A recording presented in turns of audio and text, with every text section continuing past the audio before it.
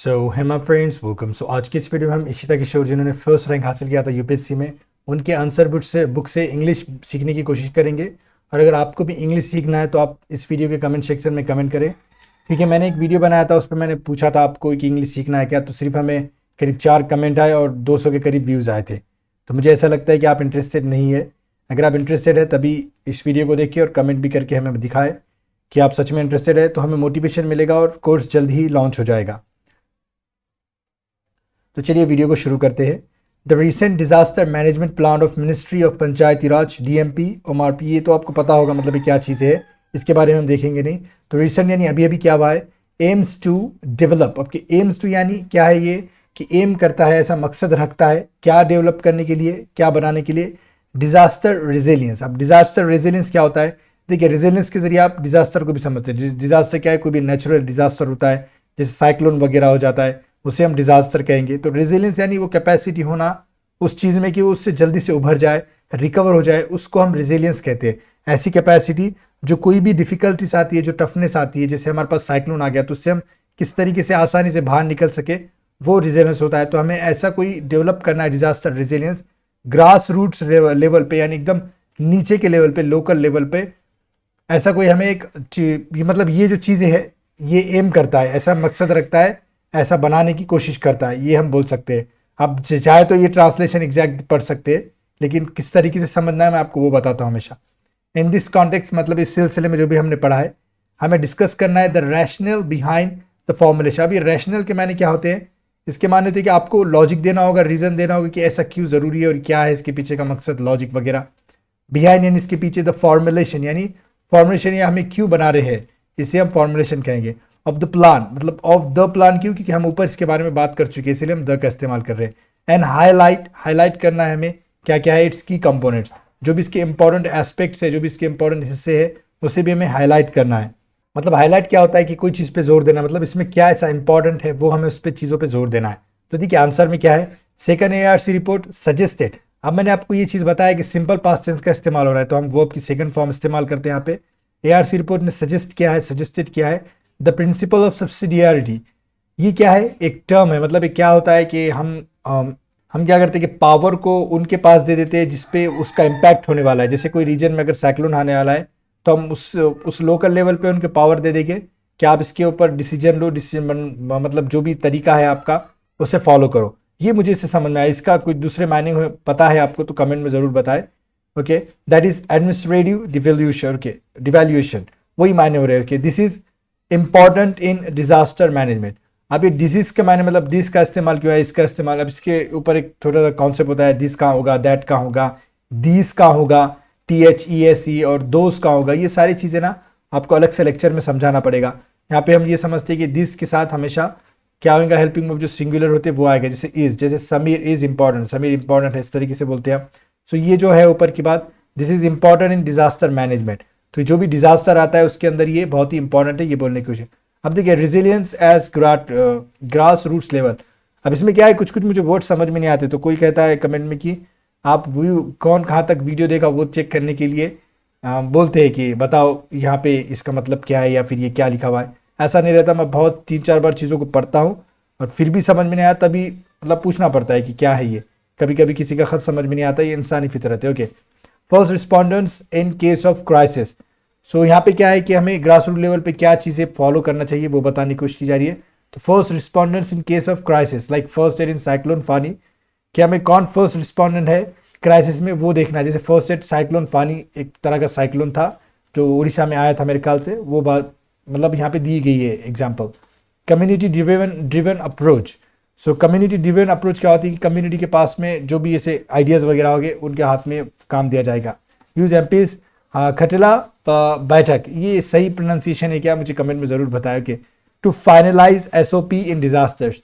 सो क्या है community driven approach, तो यहाँ पे एग्जांपल भी दिया गया, यूज एमपीज खटला बैठक, ये बैठक है उससे इस्तेमाल करके हमें फाइनलाइज करना है ये डिजास्टर से रिलेटेड कोई भी चीज़ है। ओके, अब बेटर कम्युनिकेशन, यहाँ पे क्या है, ओवरकम लैंग्वेज बैरियर्स। अभी यहाँ पे देखिए कोई भी अगर वर्ब का फर्स्ट फॉर्म स्टार्ट में इस्तेमाल करते हैं तो इसका मतलब कमेंट होता है, कमांड होता है या रिक्वेस्ट होता है कि ये करो, तो हमें ओवरकम करना है, उससे बाहर निकलना है जो भी प्रॉब्लम हो रही है। तो यहाँ पे क्या, किससे बाहर निकलना है, लैंग्वेज बैरियर से। अगर हम इंग्लिश का इस्तेमाल करेंगे लोकल लेवल पे तो कुछ लोगों को नहीं समझ में आएगा, तो उस सिलसिले में बात की जा रही है। साइकोलॉजिकल कोऑपरेशन इन इवैक्यूएशन, मतलब किसी की मदद की जा रही है तो वहाँ पे उसे थोड़ा साइकोलॉजिकल भी सपोर्ट मिले, मेंटल सपोर्ट भी मिले, ये मुझे समझ में आया। कि ट्रस्ट इन ग्राम सभा, ग्राम सभा में हमारा भरोसा होना चाहिए, वर्ब की फर्स्ट फॉर्म है, तो मतलब भरोसा रखे किस पर, ग्राम सभा पे, ग्राम सभा में। ओके, इस तरीके से बोलने। क्रिएट ग्रास रूट्स एम्बेसिडर्स, तो ये हमें क्या करना है, एम्बेसिडर्स का भी क्रिएशन करना है ग्रास रूट लेवल पे, ये बोलने की कोशिश की जा रही है। अब ज़रूरी नहीं कि हर एग्जैक्ट मीनिंग आपको पता हो और सारी चीज़ें के मायने पता हो, आपको वर्ड्स देखना है, किस तरीके से ग्रामर इस्तेमाल होना है वो देखना है, तो आपको आसानी से समझ में आ जाएगा। Ganga परिहरीज okay in Namami Gange programme, अब कोई हिंदी का वर्ड मुझसे गलत प्रोनाउंस होता है तो उसके लिए माफ़ी चाहेंगे हम पहले से। ओके, की कंपोनेंट्स ऑफ डीएमपी, अब ये कंपोनेंट्स बताना है हमें कि क्या है, और पहले क्या बताया हमने, ग्रास रूट लेवल पे क्या चीज़ें वो कर सकती है।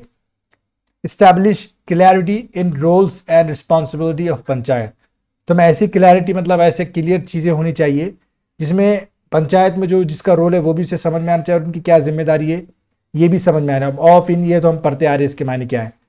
Provisions to be made in state finance commission, अब देखिए टू बी का इस्तेमाल किया, अगर मैं बोलूँ कि आई पास दिस एग्जाम, मैं ये एग्जाम पास करता हूँ, लेकिन मुझे बोलना है कि I am to be passed this exam, मतलब टू बी के बाद हम वर्ब की थर्ड फॉर्म लगा रहे हैं, तो यहाँ पे पास्ट को हम पास्ड बोलेंगे, तो इसके माने क्या है कि मुझे कोई पास करेगा, मतलब मैं एग्जाम देके आया हूँ यूपीएससी का, तो यूपीएससी मुझे पास करेगा, तो I am to be pass by UPSC, मुझे यूपीएससी के द्वारा पास किया जाना है, इस तरीके से इसका सेंस आता है। तो प्रोविजन बनाए जाने हैं इन स्टेट फाइनेंस कमीशन, तो इस तरीके से बोल सकते हैं आप। फॉर डिजास्टर फंड, किसके लिए, डिजास्टर फंड के लिए।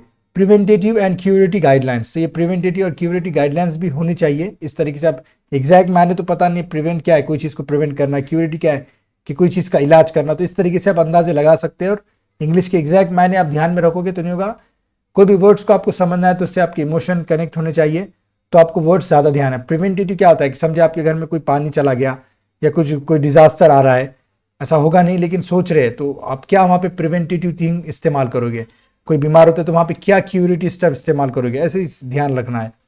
Reason specific protocol instead of one size fits all, मतलब यहाँ पे क्या है कि रीजन स्पेसिफिक होना चाहिए, कौन से रीजन में कौन सी डिजास्टर आ रहा है उसके हिसाब से हमारे प्रोटोकॉल बनाना है, ऐसा नहीं कि सभी चीज़ों के लिए एक ही चीज़ें इस्तेमाल की जा रही है। Okay, cyclones on coast heat waves in like heat land, इस तरीके से एग्जाम्पल भी दिया गया है। ओके, अब इसके क्या प्रॉब्लम्स है, देखिए एरियाज ऑफ कंसर्न, किसकी मतलब क्या ऐसी ज़रूरत है जो हमें करना चाहिए, जैसे लो फंड्स है, हमें फंड की ज़्यादा ज़रूरत होती है इस तरीके से, तो उसको भी बढ़ावा देना चाहिए।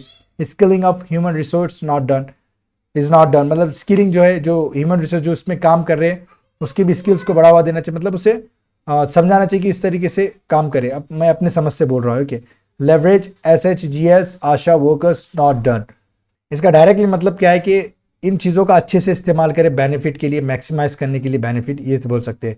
बॉटम अप अप्रोच मतलब नीचे से ऊपर जा रहे ऐसी कोई अप्रोच होगी। कैन इंश्योर, कैन तो मॉडल है, हमने ये भी देखा है, ensure. Pro people okay good governance model, अब देखिए मुझे ये बिल्कुल भी समझ में नहीं आया ये लफ्ज़ क्या है, मैं बहुत कोशिश किया हूँ, इमर्जिंग है या क्वेरिंग है या क्या है मुझे नहीं पता।